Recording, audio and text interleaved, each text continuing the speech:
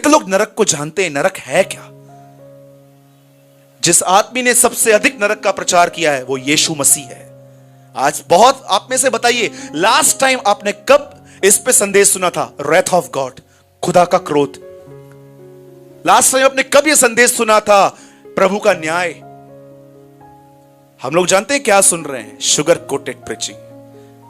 प्रभु में एच मस्त car, bungalow, BMW सब मिलंद है, ऑडी भी मिलंद है। Do you know? आप जानते हैं नरक क्या है? अब मैं आपको एक लास्ट बात बता के मैं इस मैसेज को फिनिश कर रहा हूं और एक चीज बताऊंगा, सुनिए। लिसन, नरक क्या है? और अगर आपको लगता है कि बिलीवर वहां नहीं जा सकता, तो मैं आपको बताना चाहता हूं, पास्टर, प्रीचर, बिलीवर तीनों जा सकते हैं वहां पर। बताइए, जो 5 स्त्रियां रह गई कुंवारियां, उन्हें क्या कहा गया? मैं तुम्हें 7:21 में 3 लोग आते हैं, दुष्ट आत्मा निकालने वाले, भविष्यवाणी करने वाले, अद्भुत काम करने वाले। यीशु उनको क्या कहता है? मैं तुम्हें, प्रीचर भी जा सकता है, बिलीवर भी जा सकता है। पर जानते हो कौन से लोग जाएंगे वहां पर?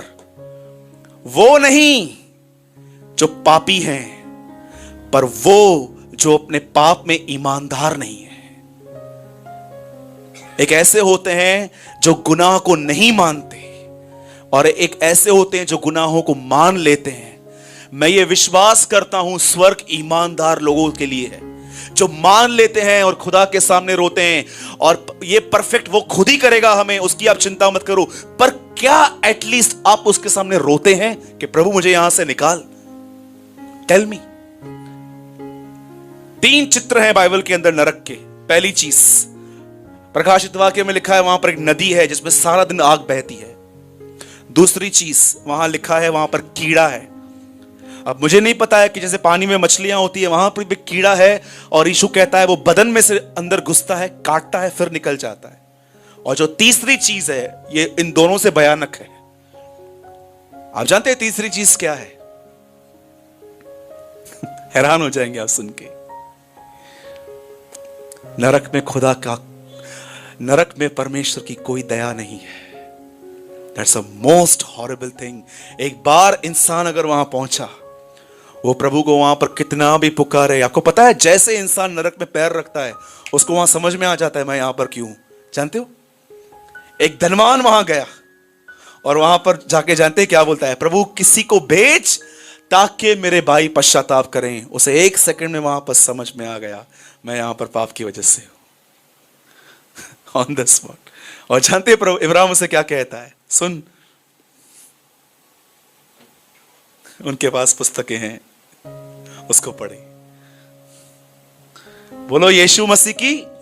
नरक के अंदर सबसे खतरनाक और गंदी चीज यह है, इंसान वहां पर प्रभु को कितना भी पुकारे, मैं नहीं करूंगा, मुझे एक मौका दे, चटका लग रहा है प्रभु, नहीं प्रभु छोड़,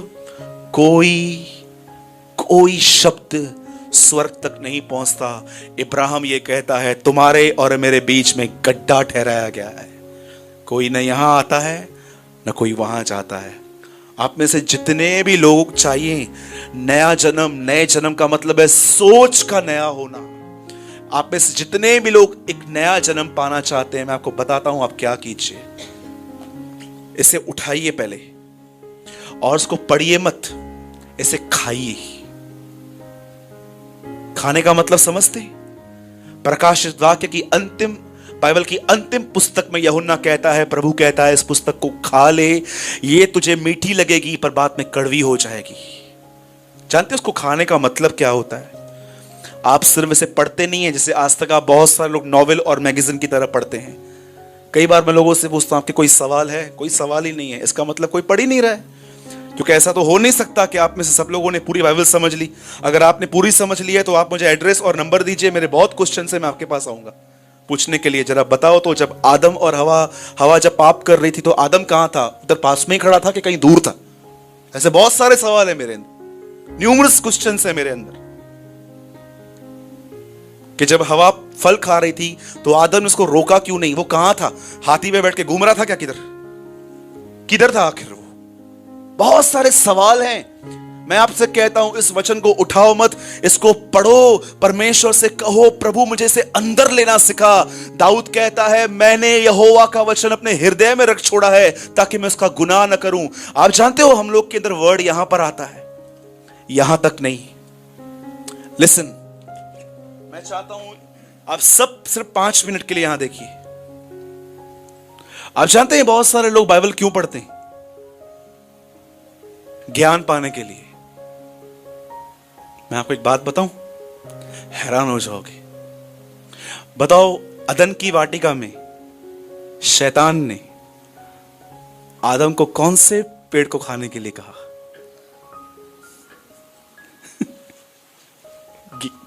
ज्ञान के। कौन सा पेड़ छुपाया गया? बताओ, ये ज्ञान और जीवन का वृक्ष है क्या? अरे ये सिर्फ पेड़ नहीं है, ये 2 तरीके हैं जिंदगी जीने के। एक ये है कि मेरे पास सब चीजों का ज्ञान है, सही क्या है, गलत क्या है, मैं खुदा से कुछ नहीं पूछूंगा, मैं अपने आप में खुदा हूं। लेकिन जानते हो जीवन का वृक्ष क्या है? मुझे कुछ नहीं पता है, मैं उस परमेश्वर पर निर्भर हूं जो जीवन का रचयिता है। और जानते हो ज्ञान पाना कितना आसान है।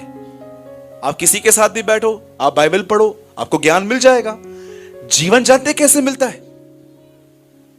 कितनों के बाद जानते हैं उस पेड़ के आजू बाजू क्या घूम रही थी? ज्वालामय तलवारें। इसका मतलब क्या है? अगर तुम्हें जीवन चाहिए तो सबसे पहले तलवार तुम पर चलेगी। और जानते हो ये तलवार कौन सी है? इब्रानियों 4:12 में लिखा है, प्रभु का वचन तलवार है जो तुम्हारी प्राण और आत्मा को अलग अलग करता है। याद रखो, जब आप बाइबल को इसलिए पढ़ोगे कि क्या क्या लिखा है ये अलग बात है, लेकिन जब आप इसे जीवन के लिए पढ़ोगे कि मुझे इस पे चलना है, तब ये तलवार आपको अंदर से काटेगी। सोचो, किसी ने आपको परेशान किया है और प्रभु का वचन आपको कहता है उन्हें माफ करो। कैसे वो तलवार हमें काटती है। ये लोग परेशान भी क्यों होता हूं और माफ भी माफ क्या? You know? कितने लोग हैं जिन पे तलवार चल रही है? हां जी, प्लीज इस हेरेसी में मत जीना कि एक परमेश्वर का दास हम बुलाएंगे, वो आप पे हाथ रखेगा, आप गिर जाओगे, 10 मिनट ऐसे ऐसे करोगे, उठोगे और आपका नया जन्म होगा। पतरस कहता है हर व्यक्ति का नया जन्म वचन के द्वारा होता है। और ये वचन पढ़िए, इसे समय दीजिए, इसे अपने अंदर लीजिए। एक लास्ट लाइन कहता हूं और मैं फिनिश कर रहा हूं। कितनों के बाद जानते हैं भजन संहिता 119 किसने लिखा है? 119।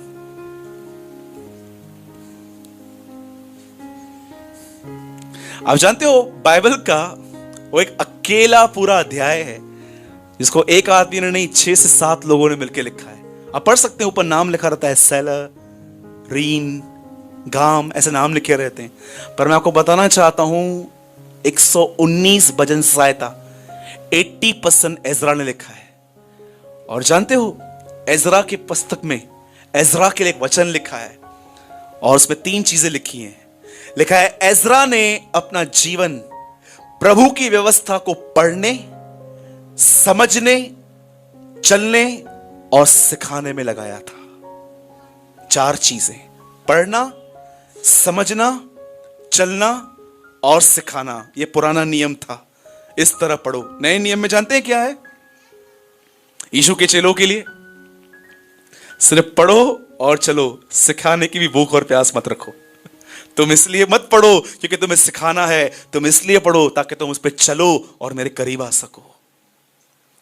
तो कितने लोग समझे आज नया जन्म? बोलो नया जन्म। एक और चिन्ह दूं नया जन्म न होने का?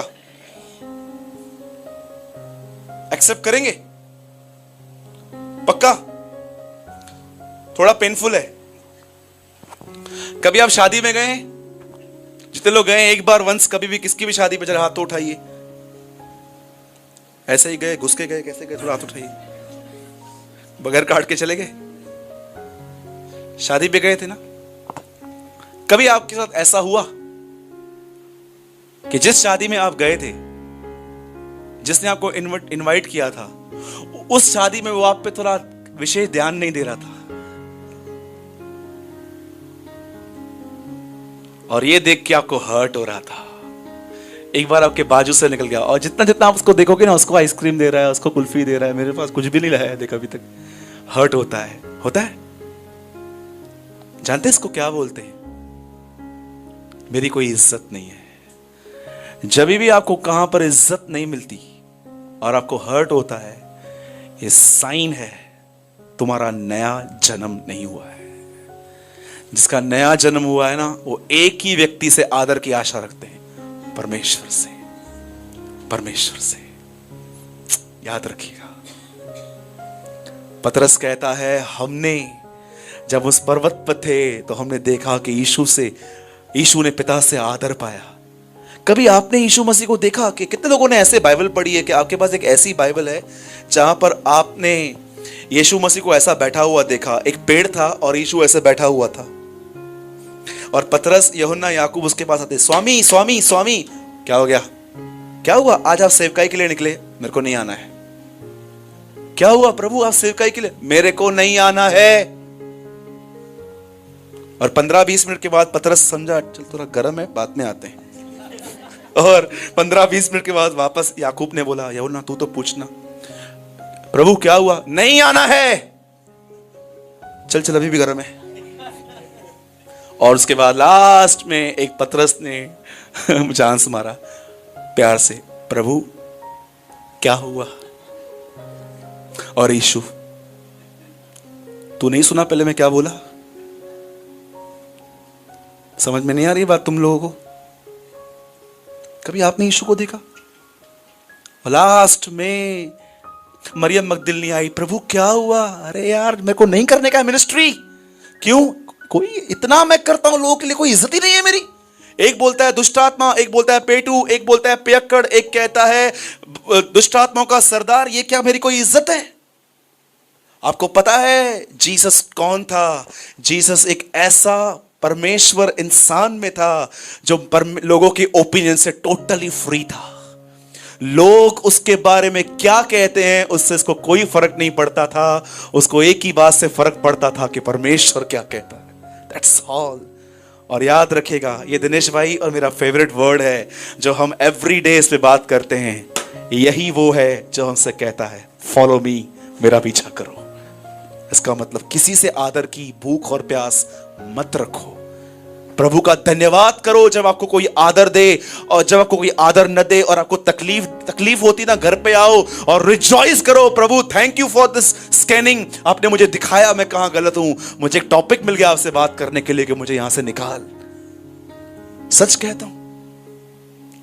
बोलो यीशु मसीह की, बोलो मुझे कोई आदर नहीं चाहिए। मैं आपको सच कहता हूं, ये प्रभु का अनुग्रह है मुझ पर। मुझे कोई रिस्पेक्ट दे नहीं दे, मुझे कोई फर्क ही नहीं पड़ता है। आप मुझे क्या भी बोलो, कुछ भी बोलो, मैं आपके लिए कभी अपने अंदर नफरत नहीं रखूंगा।